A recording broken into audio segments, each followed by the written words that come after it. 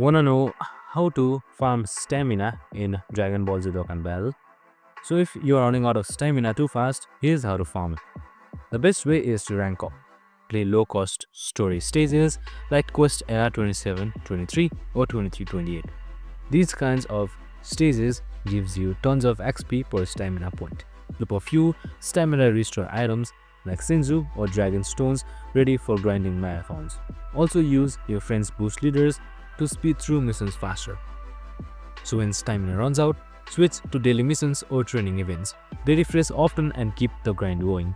Consistent runs and smart stage selection can keep you playing endlessly without wasting any slots. And that's it, super simple and easy. This is how you easily stamina farm in Dokkan Battle events. So Quest Arena 27-23 could be the most farmable one. And that's it. I hope this video helped. If it did, make sure to like, subscribe and tune in with us for more of these videos. Have a good day and see you in the next one.